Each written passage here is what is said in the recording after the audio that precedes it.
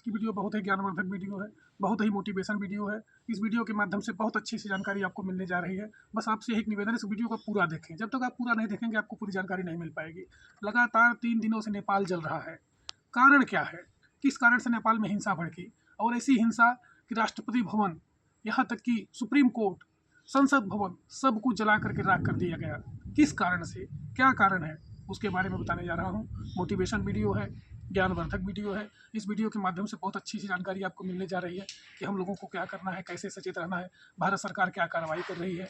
यहाँ तक कि नेपाल के बॉर्डर से सटे हुए उत्तर प्रदेश के कुछ जो जिले हैं, गोरखपुर से लेकर के नौतनवा, वहाँ पर भी शांति मार्च निकाला जा रहा है कि किसी तरह से हिंसा रोकी जा सके। क्या कारण था, किस कारण से वहाँ के प्रधानमंत्री देश छोड़ करके भाग गए? यहाँ तक कि सेना ने पूरा अपना अधिकार वहाँ जमा लिया। जो युवा थे क्यों नाराज हुए, पूरी जानकारी में बताने जा रहा हूँ। इसका वजह क्या था, युवा नाराज क्यों था, मैं आपको बताऊँ कि नेपाल में अभी लगभग 17 सालों से एक स्थिर सरकार वहाँ नहीं बन पाई है। 1 साल 1.5 साल में लगातार सरकार वहाँ बदलती रहती है, प्रधानमंत्री बदलते रहते हैं, इसलिए वहाँ अस्थिर का वातावरण बना हुआ है, स्थिरता बिल्कुल नहीं है।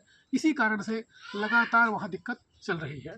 दूसरी बात मैं आपको बताऊँ कि जो वहाँ के प्रधानमंत्री थे KP शर्मा ओली जी, वह 1 साल से लगभग वहाँ प्रधानमंत्री बने हुए हैं, जो लगभग 3 बारों से प्रधानमंत्री थे।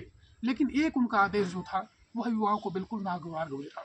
उन्होंने एक आदेश निकाला कि अभी 4 सितंबर को ओली सरकार ने यह घोषणा की कि जो सोशल मीडिया हमारा है, चाहे यूट्यूब हो, इंस्टाग्राम हो, फेसबुक हो, सोशल मीडिया पर उन्होंने बैन लगा दिया।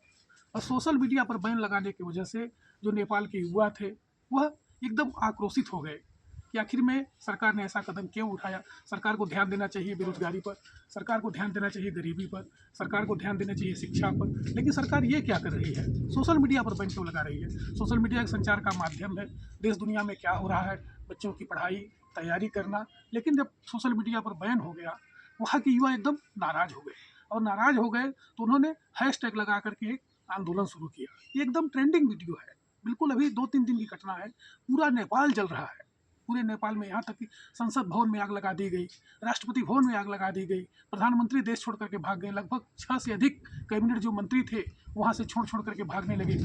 और पूर्व प्रधानमंत्री जो थी उनकी एक पत्नी, उनको भी मार दिया गया, जला दिया गया। इस तरह की हिंसा हो रही है। चारों तरफ सड़कों पर खून ही खून दिखाई दे रहा है, चारों तरफ तहस नहस मच रहा है, देश दुनिया में इसकी निंदा हो रही है। भारत सरकार भी बहुत सचेत है। इसका बस एक ही कारण यही था, पूरे काठमांडू में विरोध प्रदर्शन हो रहा है, लगातार विरोध प्रदर्शन चल रहा है, उसी के बारे में बताने जा रहा हूँ।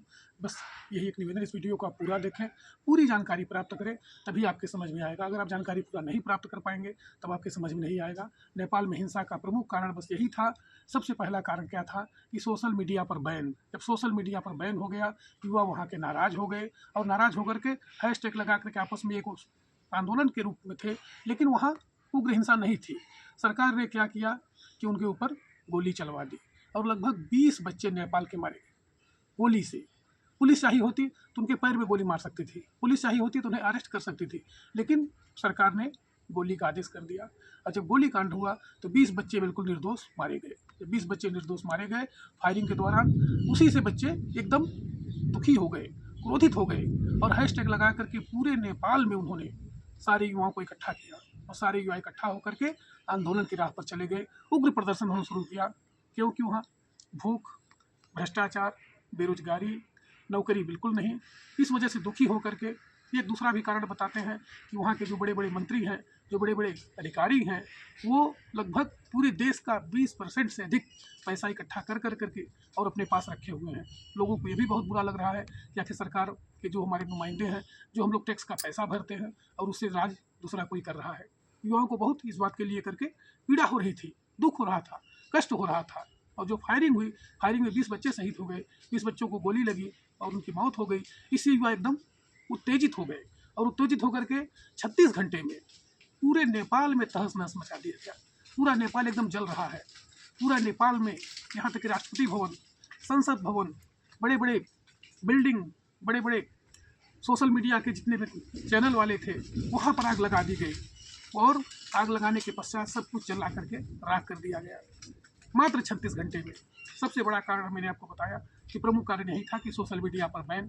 सोशल मीडिया के माध्यम से सारे बच्चे पढ़ाई कर रहे थे, जानकारी इकट्ठा कर रहे थे, देश दुनिया में क्या हो रहा है उसके बारे में वो लोग नॉलेज कर रहे थे।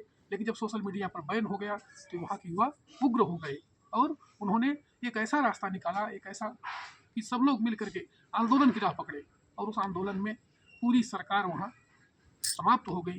पूरे सरकार में जितने मंत्री थे अधिकांश मंत्रियों ने इस्तीफा दे दिया और इस्तीफा देने के पश्चात जो वहाँ के प्रधानमंत्री थे के.पी. शर्मा ओली जी भग गए। तो अपना उन्होंने सत्ता छोड़ दिया। लोगों का ही कहना था कि आप अपनी सत्ता छोड़िए और आप यहाँ से चले जाइए और वो भग करके वो चले गए दूसरे जगह। कहने का मतलब क्या है कि जहाँ भूख है, बेरोजगारी है, भ्रष्टाचार मचा हुआ है, वहाँ जनता एक दिन स्वयं ही फैसला लेती है और बहुत ही उग्र फैसला हुआ कि पूरी सरकार तहस नहस हो गई, पूरी सरकार वहाँ समाप्त हो गई।